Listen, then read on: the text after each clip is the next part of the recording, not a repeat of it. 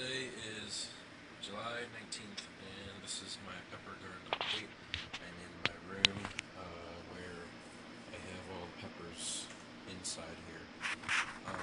Did a little rearranging. I got peppers down here. Some of them are a little yellowed. I think I've been watering them a little bit too much, and that's why. But I topped all of them to encourage the new growth.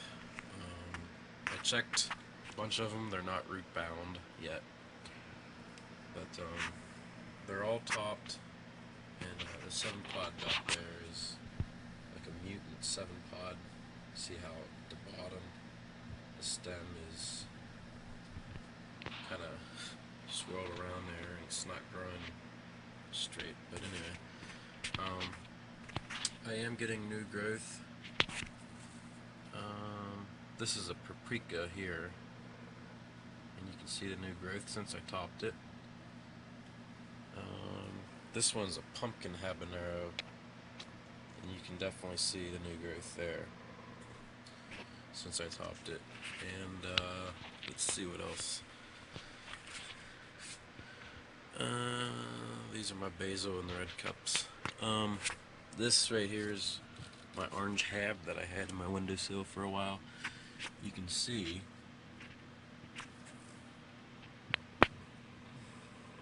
it's got new growth right there, and up here just like that, and that little bit there is the biggest of the new growth. My red hab down here, there's a little bit of growth there. It's very tiny growth, but it's still there. I can't really see, there's a glare where I'm at. But those are my peppers. I just harvested more of the leaves up here on the basil, and I cut some of them back, and they're they're still growing. They're miniature basil, I guess, very small basil, but they still are growing. And I try to keep them watered a little more than the peppers. I try to let the peppers dry out completely before watering. But the basil, I try to keep that moist as much as possible, because it is 83 degrees in here, and it's dry. I'm not sure of the humidity right now, but it does get dry. So I try to keep them watered in here. Peppers look good, especially these two here. They're starting to get the very hard woody stems on them, very hardy,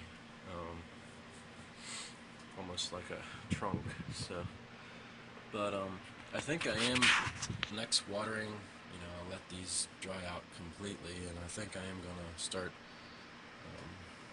fertilizing with Miracle Grow or something, because these were all sowed in germinated in March, and it's July now, and the soil that came in has a time-released fertilizer that only lasts about up to 4 months.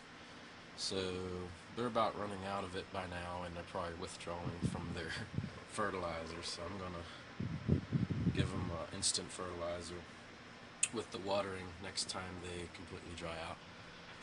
So, but that's the peppers and the ant and basil down there. Up here is the littler stuff, cinnamon basil. These been topped. That's the cinnamon basil there.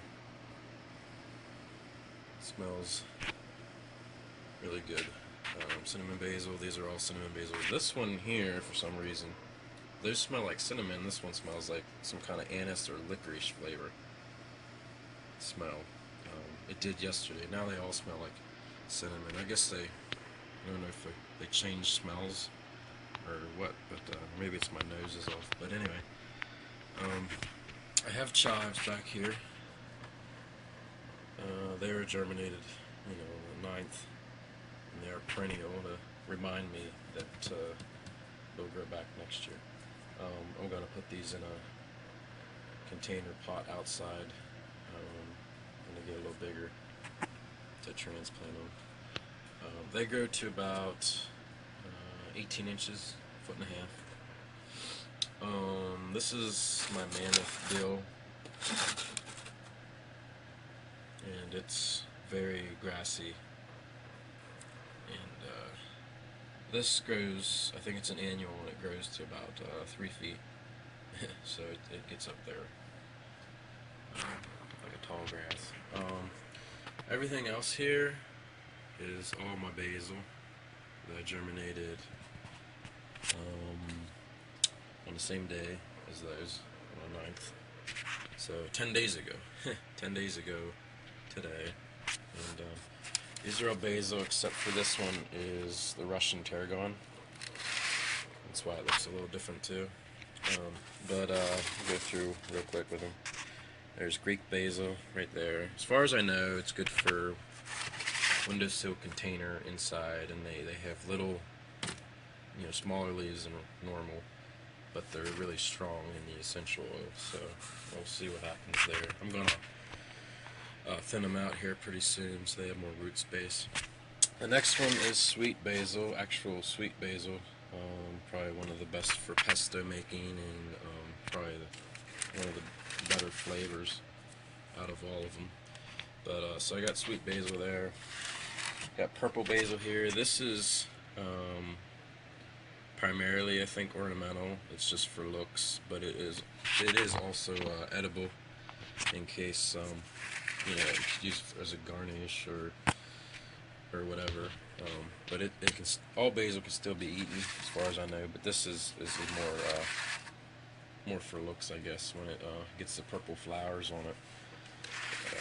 And then this is the Genovese basil, or Genovese basil.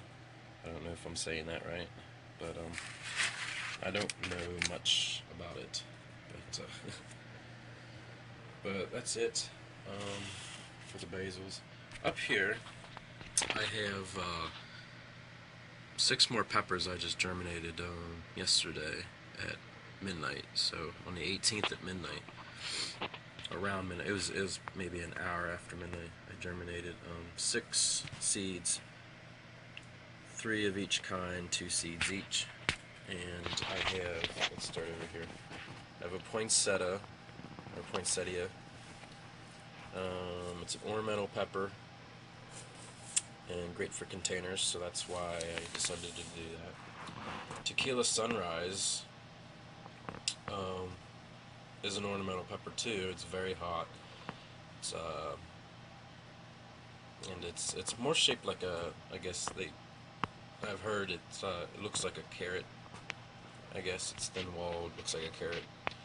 But apparently they're not used too much for culinary use, but you can eat them. They are edible, but I guess not the greatest flavor. But I'm growing them as container pots, house plants or whatever. I'm gonna prune them and everything else like I usually do. This is my yellow boot. Back in March, March or February, when I did all of my seeds originally, I planted some yellow boot peppers. Boot jaloki is the ghost chili pepper, and they didn't sprout, so I'm trying it one more time. I got 2 more in there. There's 1 seed per pot, so that's different soil from what this stuff is. This is actually potting soil with nutrients and stuff in it. This stuff here is like a seed starting mix, and it's really light and fluffy, and it's actually pretty dusty, like almost like powder. And it's really lighter than this stuff, and also it doesn't have any nutrients in it to burn, any new seedlings or whatever. So I'm trying one more time on the yellow boot jalokia, see if I get anything out of that. And definitely can't expect anything out of these rest of the season here, because it'll be cold in a couple months. But I am Probably gonna try to keep these inside, because it's a consistent 80, 80 degrees with the air conditioner on in my room. I know it sucks. Um, but if I leave the air conditioner off, and get up to 90 in here. So I try to control it as much as I can. But in the wintertime, it can get, maybe 60 degrees. So, but it's still warm enough to keep the plants alive. So I'm gonna try to grow them up, until they're, I don't know, about this tall, and top them, see if I can get them to branch out, fork out, and pretty much top them like I do the basil, and get like a little tree out of them.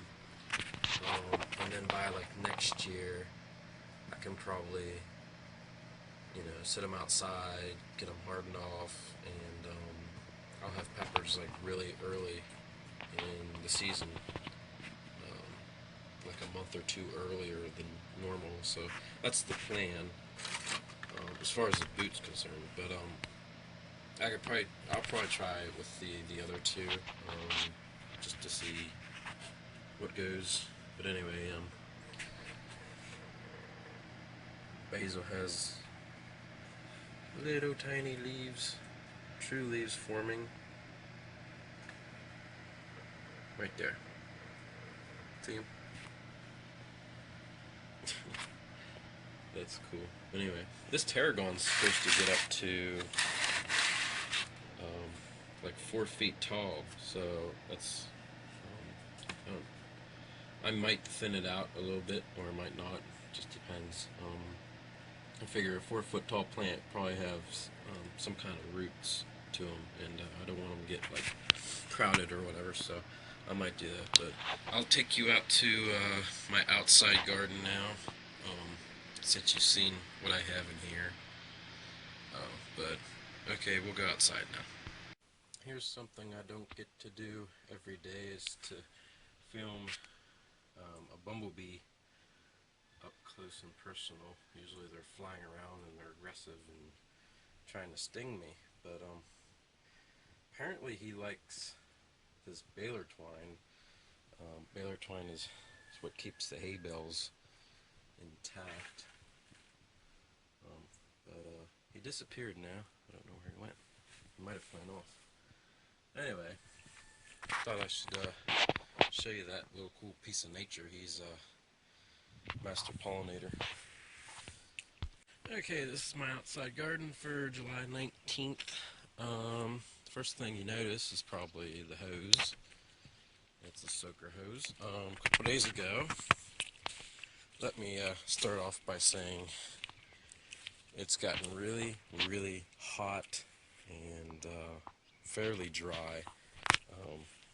But right now it's 91 degrees out, and the humidity is about 52%, so it's getting kind of dry and hot, and the barometric pressure is really high. There's supposed to be a storm coming in tomorrow or tonight, so it's 91 degrees out, and it feels like 97, and it's not even the hottest it'll get for the day.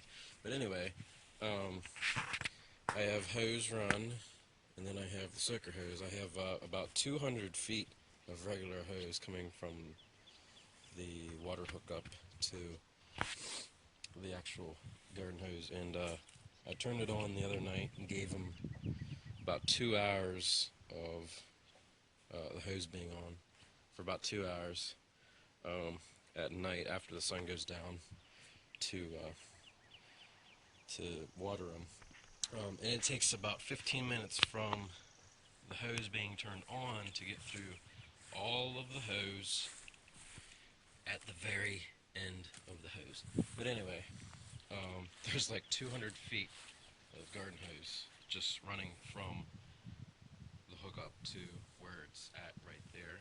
And the black soaker hose, there's 3 75-foot lengths sections of it. So it's 225 feet of soaker hose, so it's about 500 feet of hose total. It takes 15 minutes to get it all through and to do its thing and drip water.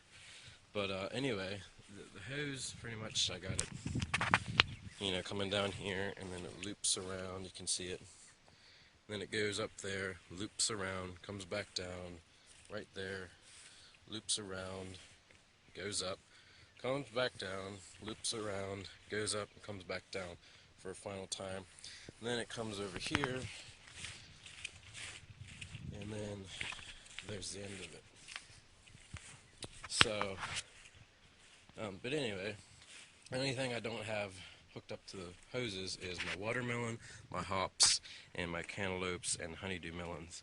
Everything else, I just turn the water on and I'm able to water everything for a couple hours, give it a nice slow drizzle. Everything else, like the watermelons, the hops, and the honeydews and cantaloupes, I have to manually bring a watering bucket or can over. I usually put 2.5 gallons on each hill, so that's 10 gallons of water just for the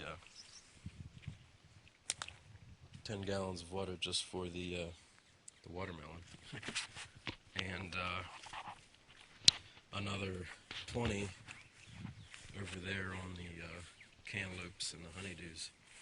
So yeah, it's a lot of water. I make about 6 trips or so, back and forth, back and forth, back and forth, 6 times. But anyway, here's the watermelon. This is the sugar baby, or no, sugar baby's down there. This is the moon and stars. It's getting flowers on it, finally getting flowers on it, and it's crawling out quite nicely, the spread of it.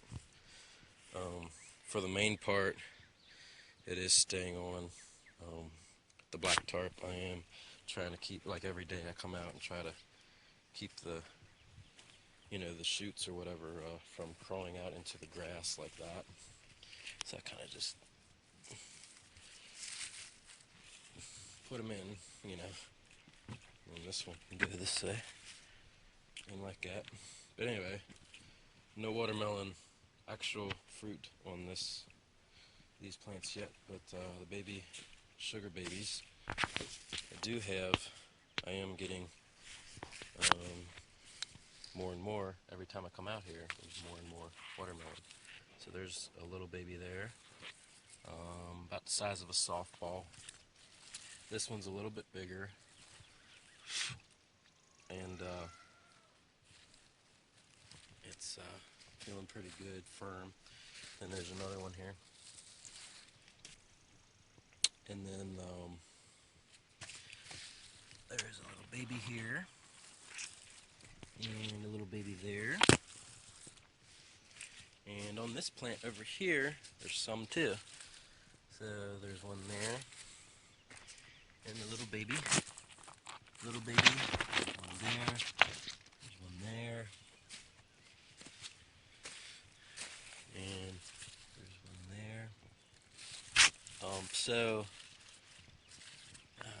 this plant, these watermelon, as far as the sugar babies, they're getting loaded with watermelon, and the moon and stars isn't far behind, so I'm getting really excited about that. It's finally producing what it's meant to produce, and it's doing a good job at it. I try to keep them watered. In this heat, I try to keep them watered every other day, so tonight I'll probably throw more on there, because watermelon in particular, just like any other plant, it needs watered in hot weather, but watermelon in particular is I don't know, it's mainly water in the fruit, so it's maybe like 80% water in the actual watermelon itself, not including the vines, the plant part of it. But so it consumes a lot of water, and in this heat it can dry out really quickly. So I'm trying to keep up with the watering, but at the same time not overwater it, and only water it at certain times of day where the sun isn't beating down on it to kill the leaves.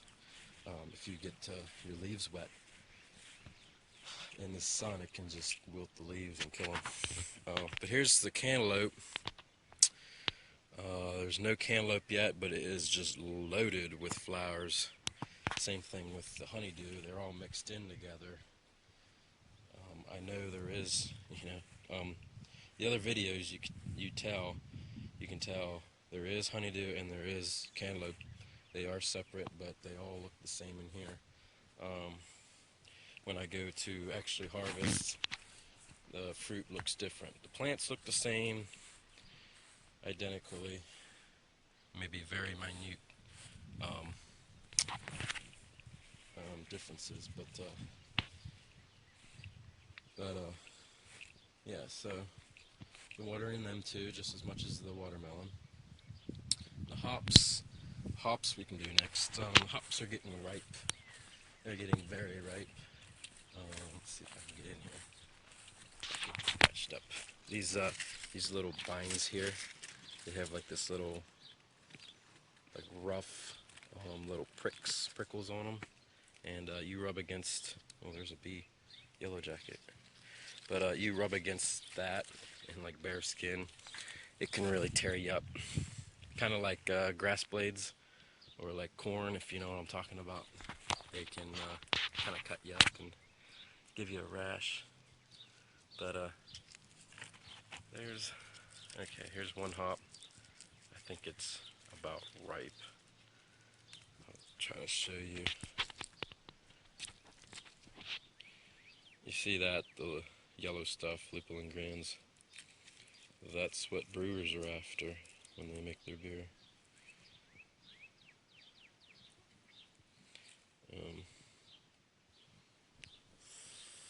Yeah, it's definitely smelling hoppy. It's smelling less green and more aromatic, like it should. The distinctive hop smell to it. So they are getting ripe. So I'll have to harvest them soon. The basil next.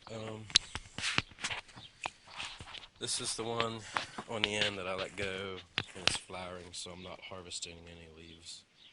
And it's harvesting, and there's definitely look like little sweat bees and other little gnats and bees and all sorts of flying insects pollinating the flowers. So I would definitely be getting seed out of this from the looks of everything going on. And for that matter, a ton of seeds, because there's, seed. There's probably hundreds of thousands of seeds going to be produced on this one little plant. All the rest of them, besides my ones that died, that one's pretty much done, I think, for the season. It's shriveled up. But all the rest of them, I actually harvested them last night after the sun went down. And it's kind of weird. You can see them, it's like, oh, it looks like you didn't harvest them, but I did harvest them, and I pruned them up a little bit, but there's so many leaves on them, and it's nuts. But I'll show you the yield later. But I guess we'll go on to the tobacco. Tobacco's doing good. It's not flowering yet. The Virginia Gold, and then the Tennessee Red. But I read somewhere tobacco I guess it secretes a stickiness on its leaves, apparently. And a couple weeks ago, remember how I saw all these little bugs, and I was kind of worried they were eating my leaves up. And but actually, what I read from a couple of different sources, the tobacco leaf actually secretes that stickiness about them, and it's actually like nature's fly trap. What happens is it has a stickiness to it, and apparently there might be a smell or something about it that humans can't tell, but the insects are somewhat drawn to it, and they'll actually go for, the smell or whatever they're attracted to about it, and they'll stick to it. Oh, look at this little guy. And he jumped. A grasshopper. But anyway, so apparently, the bugs on there are the ones that were attracted to the leaf, and they got on there and they're stuck now. So, and that's actually beneficial, probably a good thing for me, because they attract aphids, spider mites, stuff like that. So, that's one thing. If the bugs are attracted to my tobacco and they're not hurting the tobacco leaves, and pretty much the tobacco is keeping the bugs, like stuck to them, so that they're not on all of my other plants, I see that as a good thing, especially the hop aphids. If the hop aphids find the tobacco, then they won't mess with my hops. Same thing for the basil and the peppers and the watermelon. The most biggest predator, I guess, for the leafy stuff like the cantaloupe and the pepper leaves and the watermelon, I think would be bunnies, or like the little critters that run around. But I don't think that's a big issue this year. I haven't really I've seen bunnies and groundhogs around, but they haven't really messed with my garden too much. We have a big field out there that they can go to instead. But here's almost missed my cinnamon basil. This stuff was topped, a couple weeks ago, and it's growing quite nicely. This one right here is probably the biggest. That one and this one is probably the biggest out of all of these, the whole row. So I figured I'd show this one, showcase it. But it's topped, you can tell right there. It was topped, and it's got the biggest leaves on it. It smells like cinnamon, predominantly cinnamon, obviously. It also has some kind of cloviness, spiced smell to it, like clove or one of those spices, pumpkin spices or apple spices. But the okra, I am getting some okra, like I showed you last time. There's an okra flower. Pretty cool, huh? I can't tell if it's focusing or not. Anyway, there's an okra flower, and here's an okra. The plants on the end, I'm going to let nature take its course, and I'm not going to harvest them at all. So I'm guaranteed mature seed for next year. But all the rest, I am going to try to harvest them once they get about 3 inches. This is the Clemson spineless okra, by the way. And last year, my okra got maybe, heck, they probably were, 4 feet at least. So they get an okay size. I'm 5 foot, almost 6 foot, 5.5 or whatever. So they were almost up, to my head pretty much, about the time the season was over.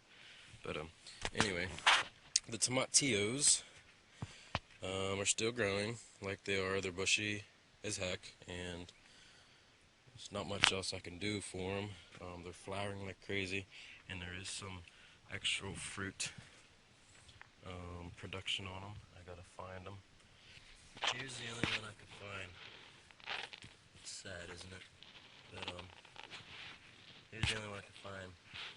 It's not filled out yet. But that's what the fruit looks like. Oh, here's another one. Now I am finding them.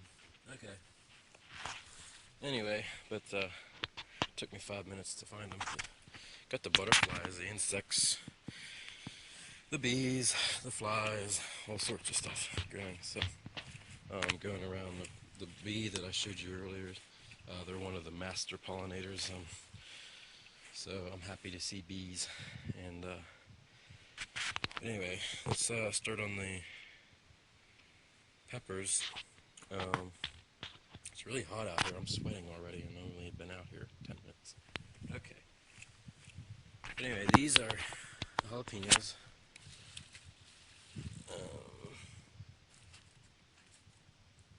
Pretty, right? I ate one the other day, fresh off the plant. Took it off the plant and took it inside and washed it and dried it and ate it. And it was pretty hot. I haven't ate any fresh hot peppers for a while, so my taste buds were kind of all there and experienced the full heat of it. But so my tolerance is pretty much zero. But I'm going to be building it up here pretty soon with all these peppers.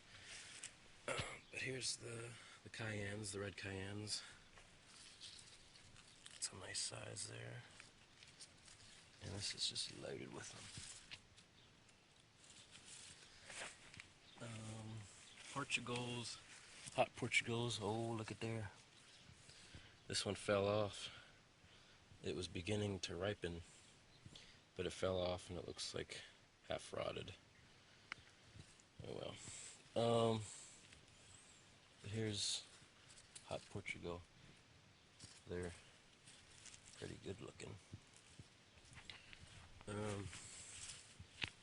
Another hot Portugals. There's some smaller ones. Pepperoncinis. Look like pepperoncinis. I'm probably going to be harvesting some of these that are green. They're starting to actually ripen red already. There's one that's kind of brownish, almost like an orange-brown tinge to it. But these are all pretty much ready to pick green now, if I wanted to. Or I could let them ripen up to red. They turn brown first, then they turn red. Anyway, I'm going to try to do this quickly. It's really hot out, and the bugs are getting me. Okay, so here's Anaheim pepper. Here's probably a good example of one. Here's probably a good example of one.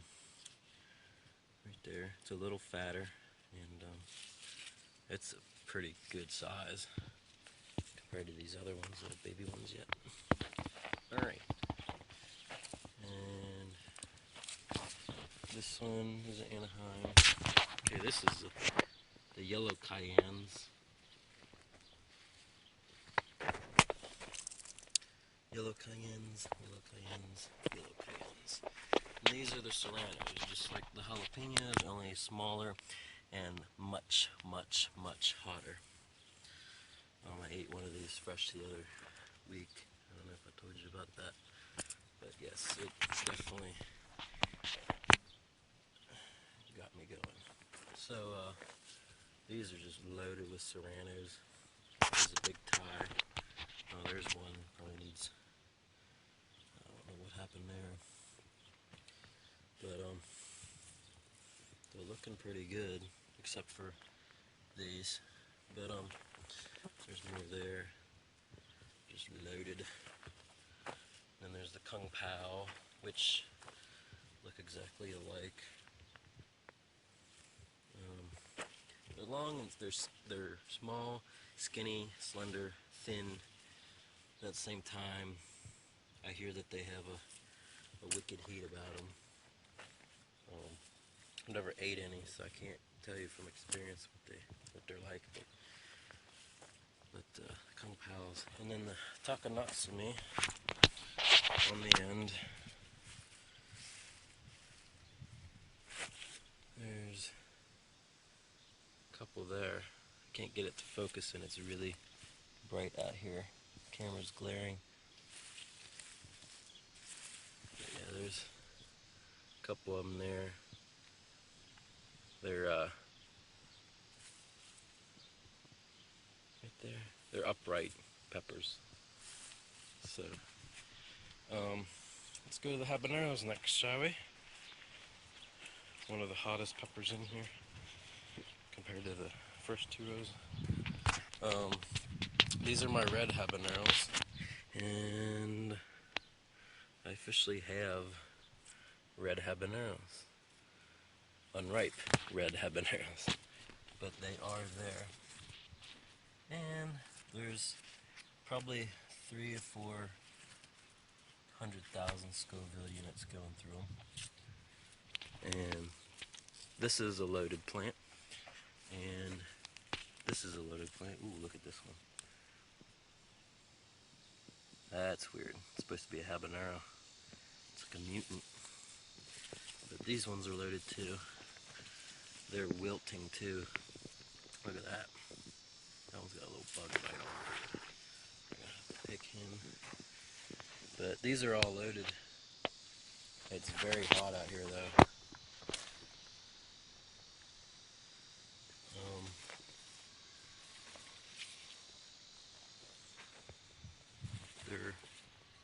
They're all pretty much loaded with plants. These are orange ones, and there's like 2 of them down there. They're loaded already, which is really good. So those are the orange habaneros. And then next row of habaneros, the regular old Caribbean yellow and red habs. There's one there. They're still kind of flowering yet and budding. Yeah, that's about it. There's one there. Tasmanian hab should be next. Yep. And there's a Tasmanian hab, not ripe, but it will be there. There's a couple down there, not ripe. Apparently none of them are ripe yet, but they're definitely growing on the plant. I'm finally seeing some results. There's a mustard hab here. I don't see any. Yeah, I don't see any on that one yet. There's a pumpkin habanero. There's buds. And I don't know if you can see that. Right there. That's a pumpkin habanero. White habaneros, I don't see any yet. There's, oh yeah. Right there. It's gonna be a white habanero. And they're shaped like a bullet.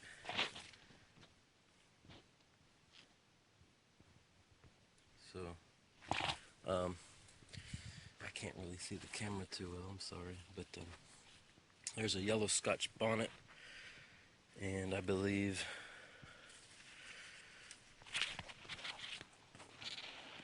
yellow Scotch bonnet. So I'm happy to see what they look like when they get bigger. I've only seen pictures of them before. I haven't actually had them in my hand, you know. So I'm hopeful. This one is a daddle, and it's got serious upright leaf curl. So I'm not sure what's going on with that, but the plant otherwise appears healthy. No actual peppers yet. There's buds though. And these should be the fatales. And I don't see any yet. There is buds. See a little boy? The little guy right there. Very little, like he's a baby. But yeah, nothing yet so far. But let's go to the other ones here. I'm probably gonna water these guys tonight.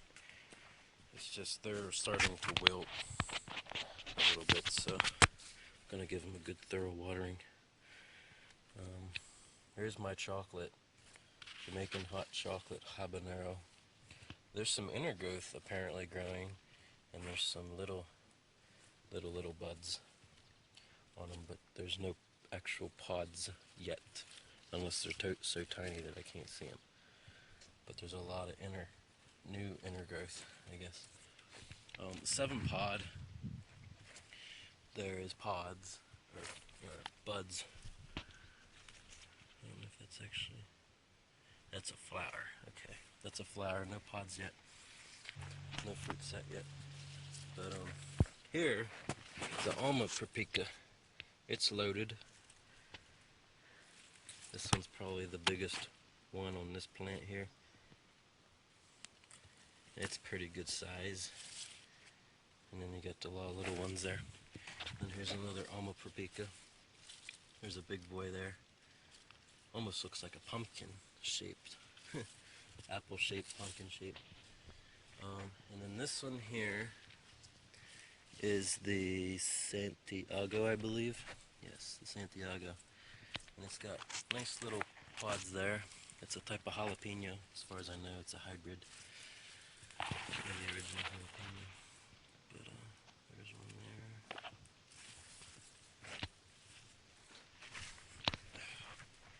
there. And here's the Santiago. Better view of the ones on this one. This one's actually needs propped up a little more, but these ones are getting some good sun. They're fairly big. I might try to eat one later. I haven't been able to do that other years.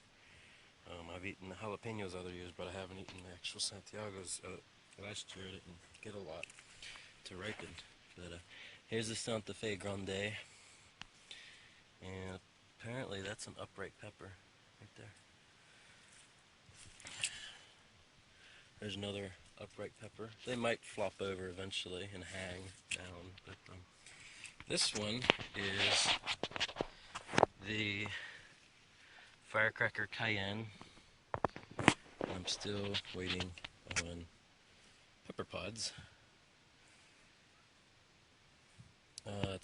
It's loaded. You can tell it's got little buds on it, just everywhere.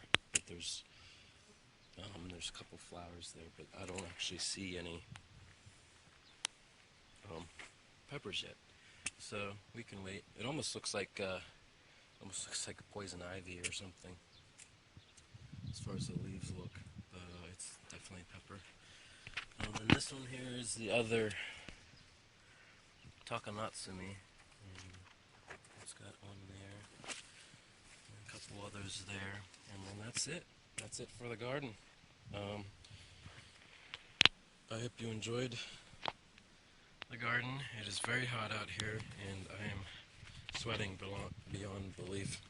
So I'm going to go in fairly quickly here.